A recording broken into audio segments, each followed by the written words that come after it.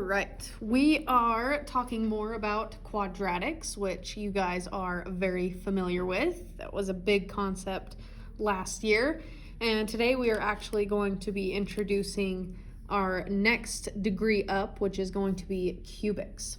Okay, so let's go ahead just define these really quick. So quadratics, it's where the highest degree or power is 2. So for example, you guys know a quadratic looks something like x squared. In fact, we'll put our a in front because we don't know what a is, plus bx plus c. Okay, well then a cubic is where the highest degree is now 3. Okay, so this guy's going to look like, again, ax cubed plus bx squared plus cx plus d, something like that. So we notice in a quadratic, we have that highest power of 2. Cubic, we have a highest power of 3. Okay, so now that we know that, we need to, on numbers 1 through 4, it says state the maximum number of turns the graph of each function could make, then sketch the graph. State the number of real zeros. Okay, so turns and zeros, we called them roots last time as well. Okay, so zeros are also the same thing as roots. Okay, so first we need to graph these guys. So let's look at number 1. Okay, look at the highest degree. So I see a 3 and a 2. Okay, well we want to look at the highest one. We know our highest one is 3, which means this guy is a cubic. Okay, he's a cubic function. So we are going to use our tables to graph these cubic functions. So again, we choose a value for x, and then we plug it in to see what it's going to give us for y. Okay, so for this guy, I'm going to plug in the same values we like using, -2, -1, 0, 1, and 2. Okay, so let's go ahead and plug in 2 first. Okay, this might be a little, maybe I'll just do, you know what, I'm making an executive decision. Let's skip -2 and +2. We'll just do -1, 0, and 1. How about that? Make it a little easier. Okay, so let's start with 1, +1. So if I plug +1 everywhere I see an x in this function, it's going to look like 1 cubed minus 1 squared.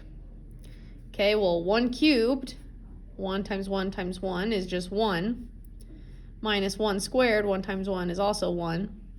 1 minus 1 is 0. So when we plugged in a +1 for x, we got 0 for y. Okay, well then let's plug in our 0. So now I have 0 cubed minus 0 squared. Well, this one's going to be super easy. 0 cubed is just 0. 0 squared is also 0. 0 minus 0 is 0. Is that working? Yes. Yeah, okay, so this one is where we'll get a different answer. Sorry, just thinking out loud. Okay, so now we're gonna plug in -1. So this is where we need to pay attention. Okay, so we have a -1 cubed minus -1 squared. Okay, well whenever we have a negative and it's being taken to the power of an odd, which this one is, -1 cubed, 3 is odd, it's actually going to stay a negative. Okay, so that's going to end up being -1. Okay, well now it's subtracting -1 squared. This time it's an even power. Negative times a negative, making it even, would be a positive.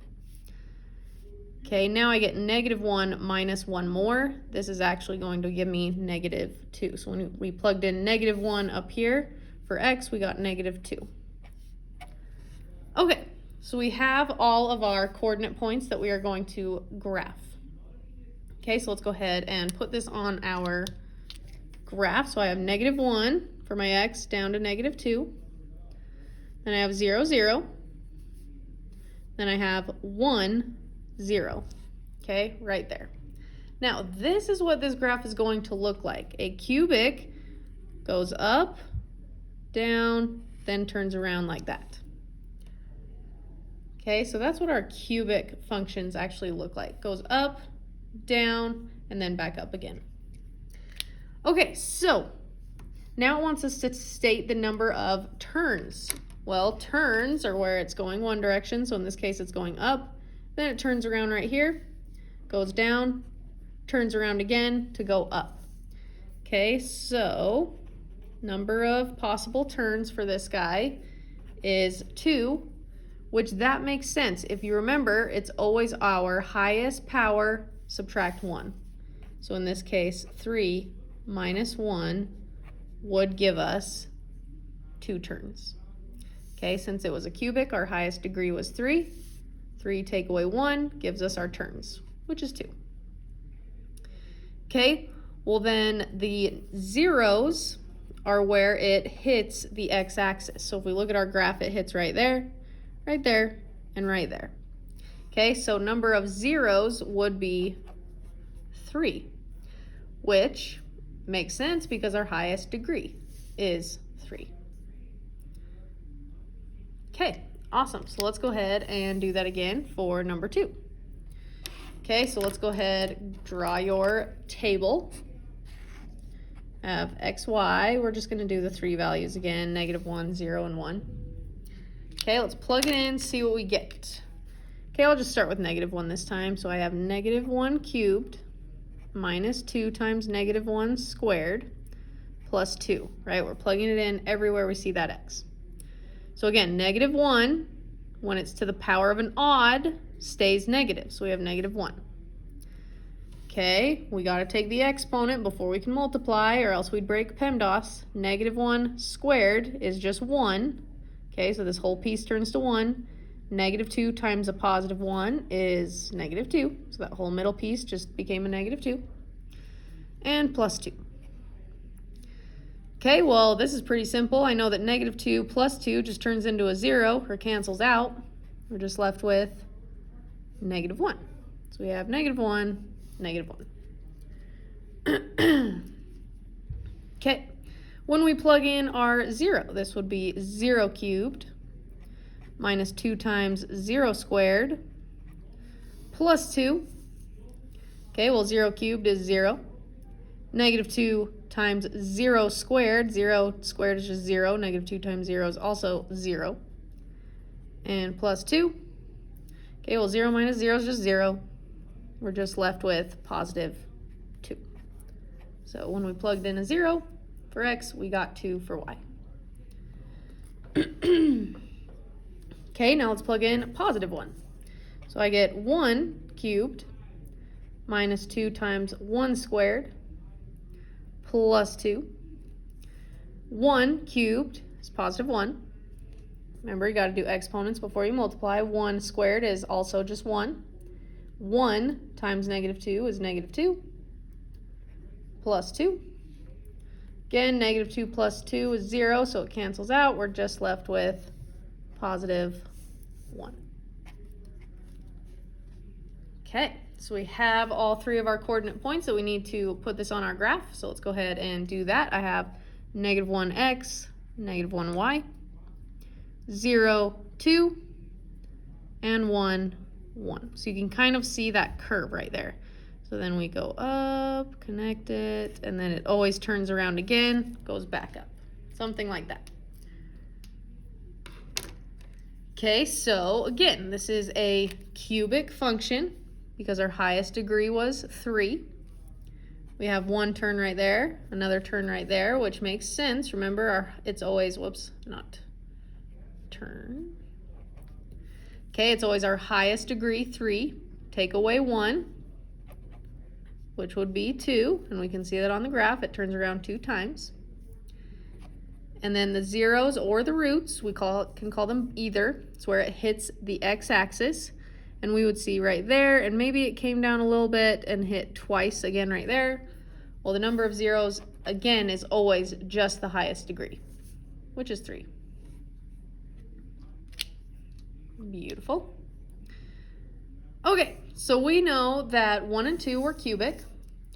My highest degree on 3 and 4 is 2. Okay, so this one, these ones actually, these last two, are quadratics. Okay, because our highest degree is 2. It's a quadratic written in standard form, which we need to find the vertex and then go ahead and graph it. Okay, remember we find the vertex by doing x is equal to negative b over 2 times a, and I'm just leaving the b in the a spot. Okay, blank. Okay, well I know my b for this guy is negative 6, so I plug that into my b. A would be 1. Okay, we've practiced this a lot. I have a double negative, it gives me a positive, divided by 2 times 1, which is 2.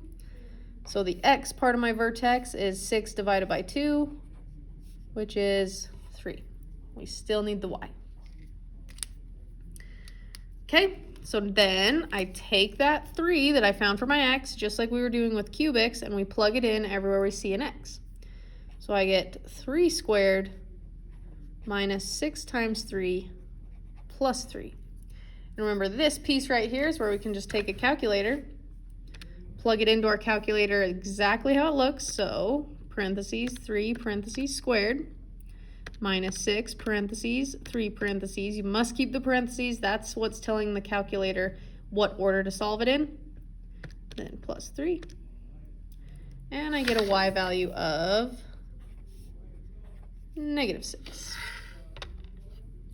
Okay, so I can go ahead and graph my vertex on my graph. I have 3 for my x, it's right there, down to negative 6, right there.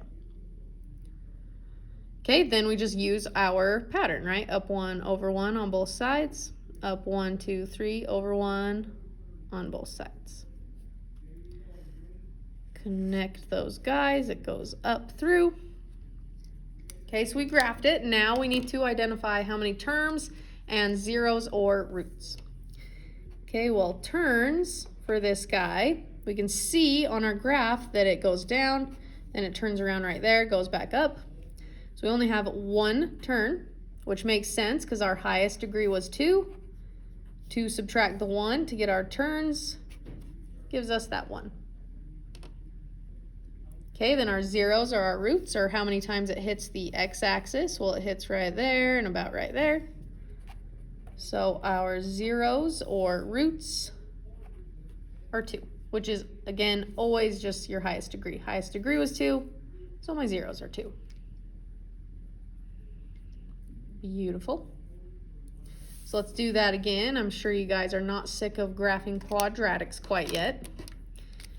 Okay, so we have our x, part of our vertex is equal to negative b over 2a, and I'm just going to go ahead and write that right here, x negative b over 2a, to know exactly where we're getting that. Okay, then b for this quadratic, again, is my negative 6. A this time is negative 1. Okay, so again, on top I have a double negative. Gives me positive 6, but then on bottom I have 2 times negative 1, negative 2. 6 divided by a negative 2 is negative 3 this time. Okay, so again, we can just take that negative 3 that we found for our x and plug it in everywhere we see the x, but be careful, do not forget our negative in front. So this time we have negative, plugged in the negative 3, squared, minus 6 times negative 3, minus 5, okay?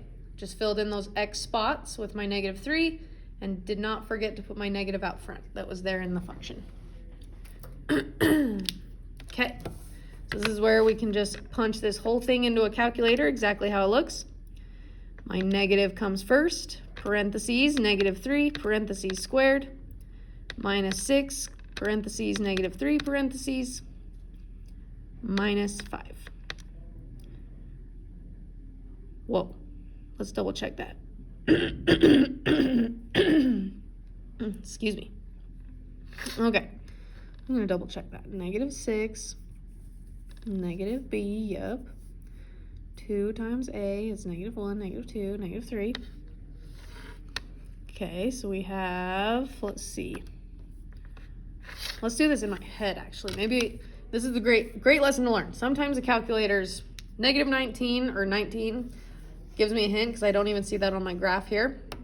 So that tells me I probably did something wrong. Okay, well, we need to do the exponents before we can multiply by negative 1. Negative 3 squared is positive 9. But then I just bring down that negative.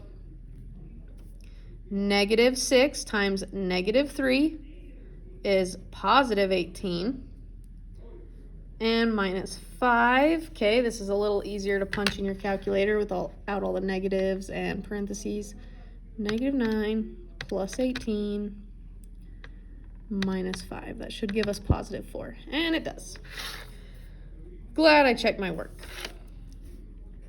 Okay, so again, that's a good hint. If you get an answer and it's nowhere on your graph, maybe do it in your head. Do it step by step.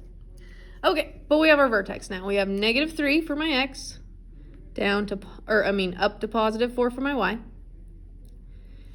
Okay, but now that my a was negative, right, I have a negative out front, we go down with our pattern. Down 1 over 1 on both sides. Down 1, 2, 3 over 1. 1, 2, 3 on both sides. Okay, and again with a quadratic, we have, why do I keep writing tons? Turns. Okay, well my turns, it turns around 1 time, which makes sense because my highest degree 2, take away 1, equals 1, so I have 1 turn.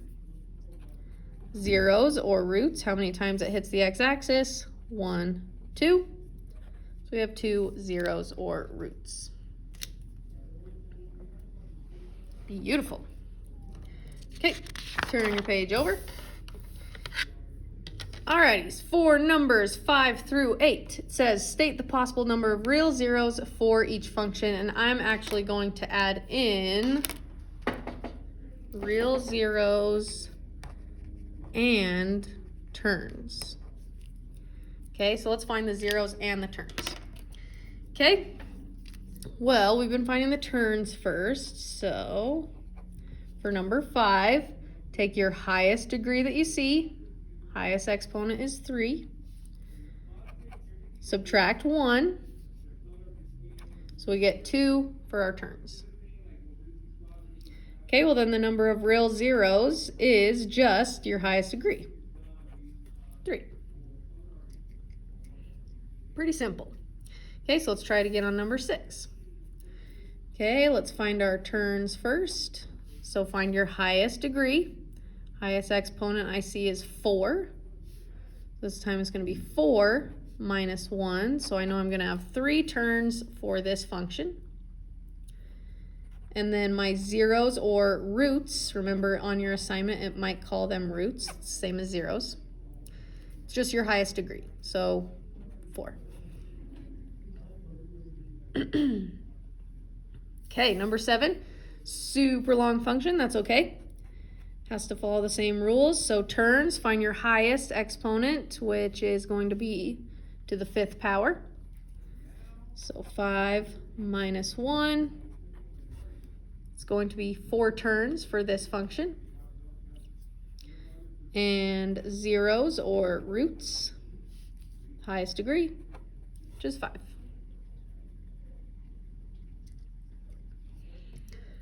Let's do that one more time. Okay, so for number 8, find your highest degree, highest exponent, which is 4. 4 take away 1 will give me my terms, which is 3. Zeros or roots is just the highest degree, just 4.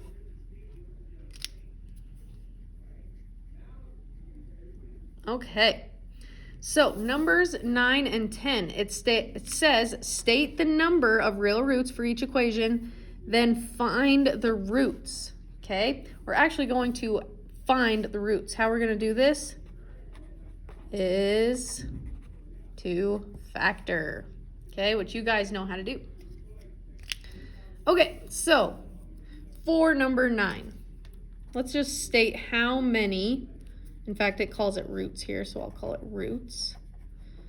how many roots is this going to have? My highest degree. So I know I'm going to have 2 roots for this. Okay, well then we're just going to go ahead and factor this guy. So remember factoring, I'm just going to rewrite this so I have a little room. As we look at our last number, what multiplies to -3 but is going to add to -2? Okay, well there's only a couple things that can multiply to give me -3, and that's either -1 and 3 or 1 and -3. Let's see which one adds together to give me -2. -1 plus 3 gives me +2, not what I'm looking for. 1 minus 3 gives me -2. That's what I'm looking for. Okay, so I found my factors, which if you remember, then we write x plus 1 for my +1, x minus 3 for my +3, or excuse me, -3. And then here we have our equals 0. Remember, equals 0. Okay, well now that we get to this point, if you remember how we find the roots is we set each piece equal to 0 and solve. So I have x plus 1 equals 0 and x minus 3 equals 0. Okay, well to get x by itself, I would do the opposite, which is to subtract 1. 0 minus 1 is -1. So there's one of my roots. Do the opposite of -3, which is to add 3 to both sides. 0 plus 3 is +3. And there we go. So we stated that we're going to have 2 roots, which then we factored and solved to find those 2 roots. So we're just factoring. Okay. Number 10. This guy's a little tricky. So notice, first of all, let's identify how many roots we're going to have. What's my highest degree? Well, my highest degree here is 3. Okay, we haven't practiced factoring a power or a 3rd degree function. But tell me, first thing you always want to do with factoring is take out anything they might have in common.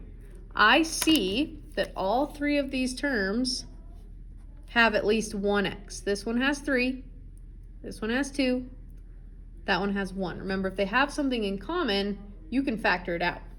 So we're going to take out that 1x that they have. Okay, when I take it out, I'm left with x squared for my first one.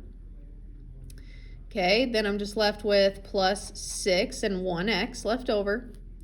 Then I took the x from the 5, so I'm just left with 5. Okay, so we're going to hold on to that x. Just kind of ignore him for now. We're going to wait to use him till the end. So let's just focus on this guy. Look at my 3rd number. What is going to multiply to 5 and add to 6? Okay, well I only have one option here. That's going to be 5 times 1. Okay, so I found my 2 factors because 5 times 1 gives me 5. 5 plus 1 gives me my 6 that I'm looking for. Okay, so my 2 factors, which I'm going to rewrite as x plus 5 and x plus 1, still equals 0. But remember, now I'm going to add that x in front. He just is still sitting there in front. We can't forget him. So this is where it's a little different. Now we have 3 pieces to set to 0. So my first piece, x equals 0. Second piece, x plus 5 equals 0. And third piece, x plus 1 equals 0. Okay, well look at my top one. X is already by itself, so we know that is one of my roots. 0 is a root. These guys we have to solve because x isn't by itself, so do the opposite of plus 5, which is subtract 5. 0 minus 5 is -5, so there's my second root. Then we do the opposite of plus 1, which is to subtract 1. 0 minus 1 is -1. There's my third root. So we stated there are going to be 3 roots because the highest degree is 3. Then we factored to find what those 3 roots are. And there we go.